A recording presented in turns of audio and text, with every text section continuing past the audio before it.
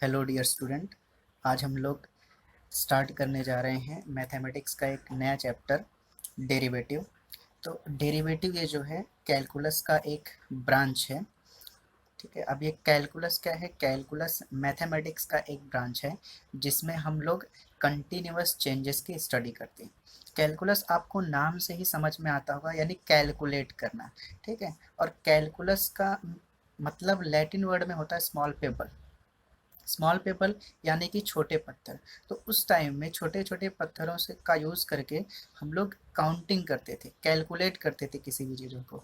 ठीक है, तो कैलकुलस यानी कि कैलकुलेट करना। बट ये वर्ड जो है ये इवॉल्व हुआ और इसका मतलब होता है कंटिन्यूअस चेंज या फिर इनफाइनाइटेसिमल चेंज। तो इस कैलकुलस के अंडर हम लोग क्या स्टडी करेंगे? कंटिन्यूअस चेंजेस की स्टडी करेंगे या फिर इनफाइनाइटेसिमल चेंज की स्टडी करेंगे। अब कैलकुलस जो है इसके दो ब्रांचेस हैं मेनली। एक है डिफरेंशियल कैलकुलस जिसमें हम आपका चैप्टर डेरिवेटिव पढ़ेंगे, और दूसरा है इंटीग्रल कैलकुलस। तो डिफरेंशियल कैलकुलस का मतलब होता है रेट ऑफ चेंज। ठीक है, डिफरेंशियल कैलकुलस यानी हमें क्या बताएगा? Rate of change. तो जहाँ भी एक क्वांटिटी में किसी दूसरी क्वांटिटी के हिसाब से कोई चेंज होगा, वहाँ पे रहेगा डेरिवेटिव यानी डिफरेंशियल कैलकुलस। इस पे हम लोग स्लोप की बात करेंगे। किसके स्लोप की बात करेंगे? कर्व्स के स्लोप की बात करेंगे। ठीक है, और अगर सिंपल लैंग्वेज में देखा जाए डिफरेंशियल कैलकुलस का मतलब, तो इसका मतलब होता है कि कोई भी चीज़ किस रेट से चेंज हो रही है। और दूसरा ब्रांच है कैलकुलस का इंटीग्रल कैलकुलस, जिसका मतलब होता है how much something is accumulating. तो इसके अंदर हम लोग एरिया एंड वॉल्यूम की बात करेंगे, या एरिया एंड वॉल्यूम हम लोग फाइंड आउट करेंगे। इंटीग्रल कैलकुलस को हम लोग बाद में इंटीग्रेशन चैप्टर आने के बाद डिस्कस करेंगे। अभी हम लोग आज डिस्कस करने वाले हैं डिफरेंशियल कैलकुलस यानी कि डेरिवेटिव के बारे में। ये जो कैलकुलस है इसको आइजक न्यूटन और गॉटफ्रेड लाइबनिज ने 17th सेंचुरी के लेट में, यानी अराउंड 1684, ठीक है, 1684 एंड 1693 के आसपास ये दोनों लोगों ने अपनी अपनी थियरी जो है पब्लिश की थी कैलकुलस के ऊपर। ठीक है, और इन दोनों लोगों का इंडिपेंडेंट काम था। ठीक है, तो कैलकुलस को डेवलप करने में सबसे ज़्यादा योगदान जो है आइजक न्यूटन और गॉटफ्राइड लेबनिट्ज ने, इन दोनों लोगों ने दिया हुआ था। तो अब हम लोग बात करेंगे डेरिवेटिव के बारे में। तो अगर मैं आपको डेरिवेटिव की सिंपल डेफिनेशन बताऊं, तो change in one quantity with respect to another quantity is nothing but derivative. ठीक है, और जो प्रोसेस होता है डेरिवेटिव फाइंड आउट करने का, उसको हम लोग बोलते हैं डिफरेंशिएशन। तो अब देखते हैं इसका कंसेप्ट, देखते हैं ये कैसे फॉर्मूले इसके बने और ये कैसे इवॉल्व हुआ डेरिवेटिव, उसके बारे में हम लोग यहाँ पे थोड़ा सा डिस्कस करते हैं। सपोज करो आपको एक फंक्शन दिया हुआ है y is equal to f of x, और ये एक स्ट्रेट लाइन है। ठीक है, तो अब अगर ये स्ट्रेट लाइन है और आपको बोला गया कि इस लाइन का स्लोप फाइंड आउट करके बताओ। ठीक है, तो आप क्या करेंगे? इस लाइन पे एक पॉइंट ए सपोज कर लेंगे x1 y1। ठीक है, और एक दूसरा पॉइंट ले लेंगे b x2 y2। ठीक है, तो आपके पास में एक पॉइंट हो गया ए, एक पॉइंट हो गया बी। आपके पास स्लोप का फॉर्मूला है y2 minus y one upon x2 minus x1। ठीक है, तो आप आराम से स्लोप निकाल सकते हो। ठीक है, इसको आप लिख सकते हो delta y by delta x. इसी को हम दूसरे लैंग्वेज में लिख सकते हैं change in y upon change in x. अच्छा, जिसको कभी कभी बोला जाता है राइज अपॉन रन। तो राइज अपॉन रन का मतलब this is rise and this is run. ठीक है, तो ये जो आप यहाँ पे बता रहे हो y two minus y one upon x two minus x one, तो इसका मीनिंग क्या हो गया? इसका मीनिंग हो गया कि आपका एक्स कोऑर्डिनेट या फिर आपका वाई कोऑर्डिनेट, आपका वाई कोऑर्डिनेट एक्स कोऑर्डिनेट के हिसाब से कितना चेंज हो रहा है। मतलब एक क्वांटिटी y है आपके पास में, दूसरी क्वांटिटी आपके पास में x है। तो अगर आप x को चेंज कर रहे हो तो आपका y कितना चेंज हो रहा है। ठीक है, that is nothing but derivative. लेकिन हम इसको थोड़ा सा और अच्छे से देखेंगे। ठीक है, तो अब ये था लाइन, तो इसका स्लोप आपने आराम से फाइंड आउट कर लिया। अब सपोज करिए आपके पास में एक फंक्शन है, ठीक है, जिसका ग्राफ कुछ कर्व टाइप का है y is equal to f of x. इस कर्व पे चेंजेस हो रहे हैं, जैसे जैसे आप इस पे ट्रेस करोगे चेंजेस होंगे। अब आप सपोज करो यहाँ से ट्रेस करना आपने स्टार्ट किया, अब तो आपका x भी चेंज हो रहा है, आपका y भी चेंज हो रहा है। तो अगर मैं आपसे पूछूं कि किस हिसाब से चेंज हो रहा है, आप बताओ, तो यहाँ पे बता पाना थोड़ा सा मुश्किल है, क्योंकि ये कैसा है? कर्वी है। यहाँ पे कैसा था, स्ट्रेट था, तो आपने आराम से बता दिया, ठीक है, कि y और x किस हिसाब से चेंज हो गए, लेकिन यहाँ पे बताना थोड़ा मुश्किल है। तो अगर मैं यहाँ पे कोई भी एक पर्टिकुलर पॉइंट लूँ और वहाँ पे टेंजेंट लाइन ड्रॉ कर दूँ, ठीक है, तो जो टेंजेंट लाइन का स्लोप होगा वो हमको क्या बता देगा कि x और y में किस हिसाब से चेंज हो रहा है। तो मैंने क्या किया, एक पॉइंट लिया P, ठीक है, x एक्सिस पे पॉइंट लिया A, तो उसका करस्पॉन्डिंग y एक्सिस का पॉइंट क्या हो गया, f ऑफ a, ठीक है। अब हम लोग क्या करेंगे, ये जो टेंजेंट है इसका हम लोग स्लोप फाइंड आउट करेंगे। और कैसे फाइंड आउट करेंगे, उसके लिए देखिए यहाँ पे हमने एक दूसरा ग्राफ बना के रखा हुआ है। यहाँ पे मेरे पास में y equal to f of एक फंक्शन है सेम, ठीक है, एक टेंजेंट लाइन है, इसका स्लोप मुझे फाइंड आउट करना है। तो इसका स्लोप फाइंड आउट करने के लिए मैंने क्या किया, एक सेकंड लाइन ड्रॉ कर दी जो पॉइंट P से पास हो रही है और Q से पास हो रही है। और ये जो पॉइंट Q है इसका x कोऑर्डिनेट हमने सपोज कर लिया हुआ है a प्लस एच, ये a था, इससे h डिस्टेंस पे एक नया पॉइंट हमें मिला a प्लस एच, तो इसका करस्पॉन्डिंग y पॉइंट क्या हो जाएगा अपने पास में, f of a plus H. तो अब मेरे पास दो पॉइंट है, p है a comma F of a, q है a plus H comma F of a plus H. मतलब इसे आप सपोज कर लो x1 y1 x2 y2, ठीक। तो अब ये जो सेकंड है इसका स्लोप हम लोग आराम से लिख सकते हैं by using formula y2 minus y1 upon x2 minus x1।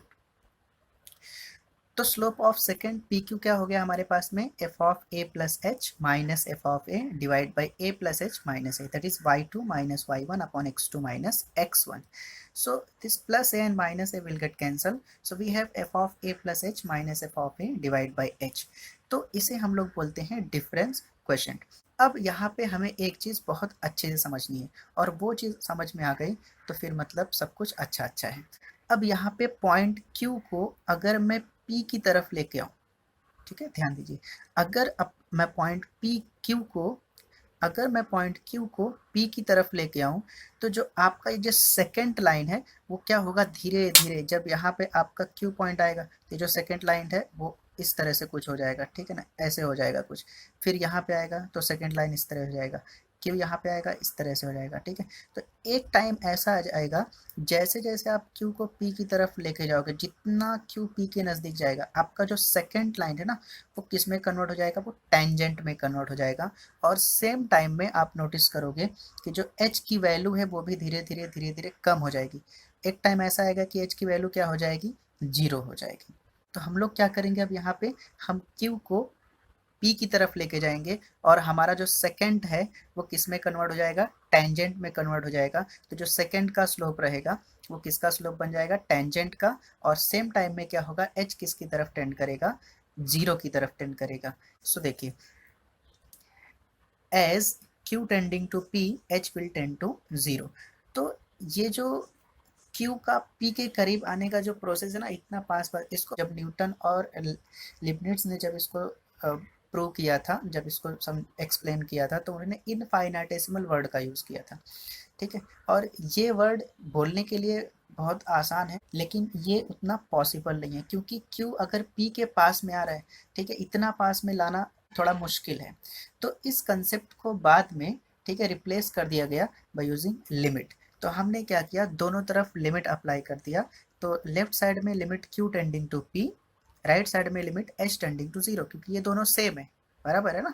जैसे जैसे Q P की तरफ आएगा H किसकी तरफ जाएगा, 0 की तरफ जाएगा। तो जो स्लोप ऑफ सेकंड था वो किस में कन्वर्ट हो जाएगा, स्लोप ऑफ टेंजेंट में, क्योंकि हमारा सेकंड किस में कन्वर्ट हो जा रहा है, टेंजेंट में। तो जो स्लोप ऑफ सेकंड रहेगा वो स्लोप ऑफ टेंजेंट में कन्वर्ट हो जाएगा, और राइट साइड हमारे पास में सेम हो गया। तो अब यहाँ पे मुझे पता चल गया स्लोप ऑफ द टेंजेंट, ठीक है। और स्लोप ऑफ टेंजेंट क्या मिला, limit h tending to 0 f of a plus h minus f of a divide by h. लेकिन अभी अभी हमने ऊपर यहाँ पे देखा, ठीक है, कि जो हमारा स्लोप है वो हमें क्या बताता है कि change in y upon change in x। मतलब जैसे जैसे हम x कोऑर्डिनेट में चेंज करेंगे वैसे वैसे हमारा y कोऑर्डिनेट भी चेंज होगा।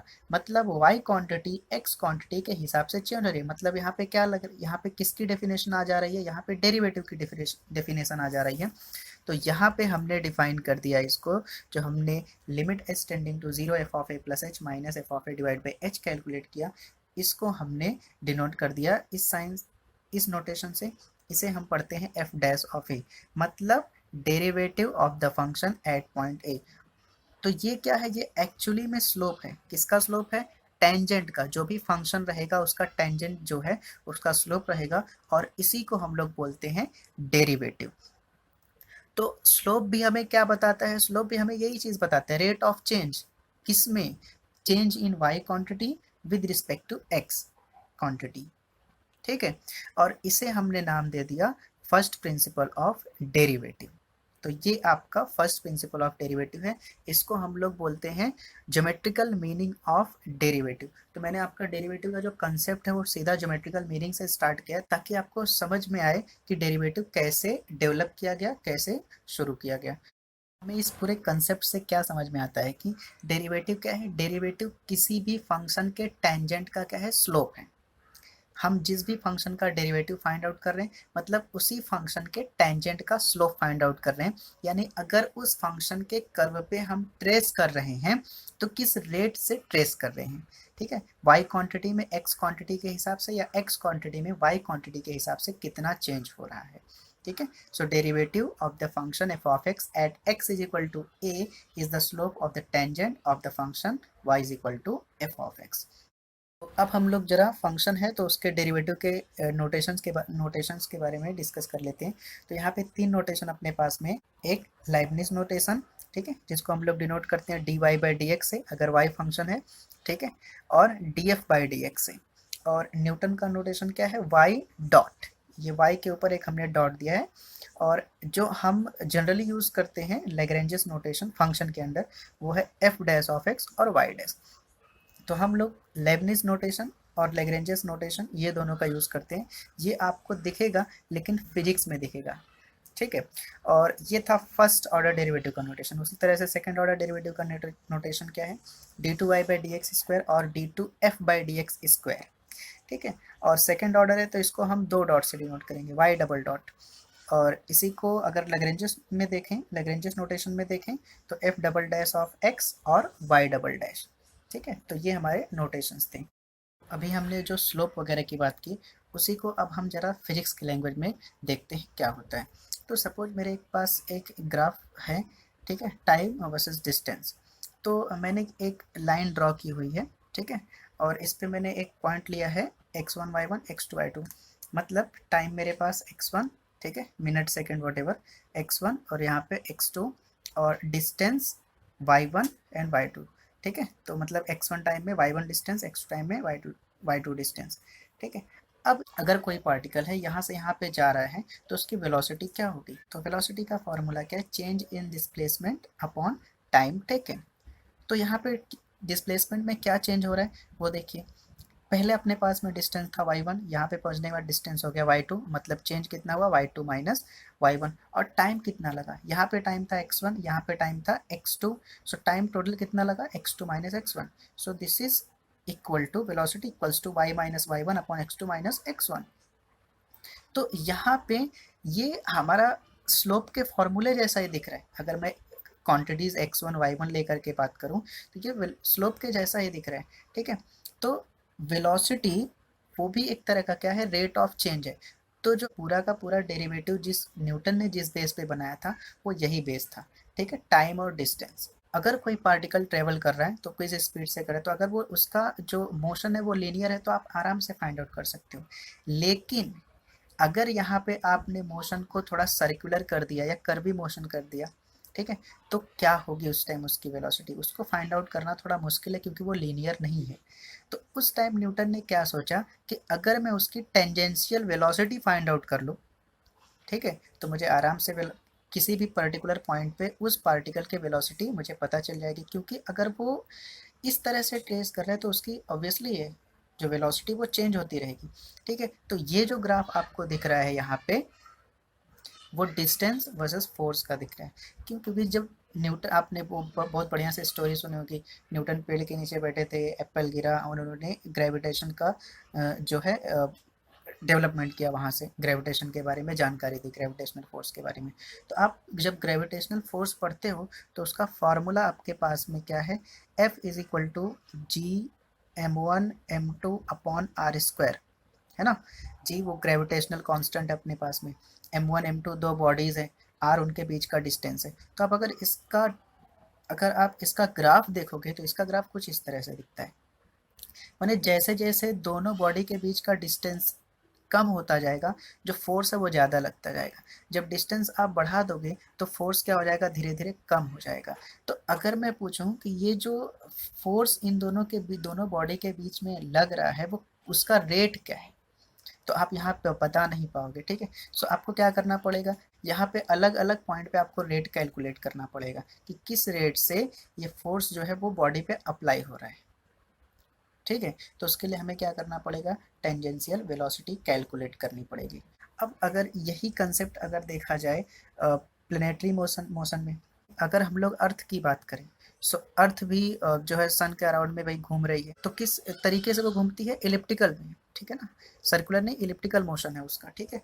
तो इलिप्टिकल वे में अगर घूमती है तो उसका वेलोसिटी क्या है, तो इलिप्टिकल है ना, मतलब कुछ इस तरह से रहेगा, ठीक है। तो उसकी वेलोसिटी क्या रहेगी, तो ये भी कैलकुलेट करना मुश्किल है। तो हमें क्या करना पड़ेगा, हर एक पॉइंट की हमें अलग अलग वेलोसिटी कैलकुलेट करनी पड़ेगी जिस भी पॉइंट पे हम जाएंगे। तो हर एक पॉइंट पे जाना, वेलोसिटी कैलकुलेट करना, मतलब क्या, टेंजेंट की वेलोसिटी कैलकुलेट करना। और अभी अभी आपने यहाँ देखा कि टेंजेंट का जो स्लोप होता है वो किस तरह से वेलोसिटी से रिलेटेड है। तो यहाँ पे अपने पास में कुल मिला जुला करके कंसेप्ट क्या बनता है अपने पास में, कि अगर कोई भी चीज़ सर्कुलर मोशन परफॉर्म कर रही है, इलिप्टिकल मोशन परफॉर्म कर रही है, तो उसकी वेलोसिटी क्या होगी। उसकी वेलोसिटी हर एक पॉइंट पे अलग अलग होगी, चेंज होती रहेगी। तो हर एक पॉइंट का अगर हम लोग टेंजेंशियल वेलोसिटी कैलकुलेट कर लें, मतलब टेंजेंट का स्लोप पता कर लें अगर हम लोग, ठीक है, तो हमें कुछ बात बन जाएगी। तो इस तरह से जो है न्यूटन ने कैलकुलस के बारे में सोचा था, और कैलकुलस को न्यूटन ने एक्सीडेंटली जो है डेवलप किया था, एक्सीडेंटली उसके बारे में सोचा था। तो ये जो इतनी सारा हमने डिस्कशन किया, इन सब का हमें निष्कर्ष क्या निकलता है कि हमारे पास में डेरिवेटिव की डेफिनेशन क्या आती है और क्या क्या होती है, हम जरा एक बार देख लेते हैं। So derivative of a function y is equal to f of x at a point x is equal to a is the limit h tending to zero f of a plus h minus f of a upon h if it exist. तो कोई भी limit कब exist होती है, जब उसका left hand limit और right hand limit equal होता है। तो यहाँ हम डेरिवेटिव की बात कर रहे हैं, तो हम लोग बोलेंगे लेफ्ट हैंड डेरिवेटिव और राइट हैंड डेरिवेटिव अगर इक्वल रहेगा तो ये लिमिट एग्जिस्ट होगी, मतलब फंक्शन डेरिवेबल रहेगा, ठीक। और जो हमने पीछे पढ़ा एफ डैश ऑफ ए के बारे में, तो हमने उसको जनरलाइज करके एक्स के फॉर्म में लिखा। तो हमारा फर्स्ट प्रिंसिपल ऑफ डेरिवेटिव क्या निकलता है, f dash of x is equal to limit h tending to zero f of x plus h minus f of x upon h, क्योंकि हमने नोटेशन तो ऑलरेडी देख लिया है। तो ये सारा था आपका कैलकुलस और डेरिवेटिव के ऊपर छोटा सा डिस्कशन। नेक्स्ट लेक्चर में, नेक्स्ट वीडियो में हम लोग कुछ एग्जाम्पल सॉल्व करेंगे by using first principle of derivative. तब तक के लिए थैंक यू सो मच।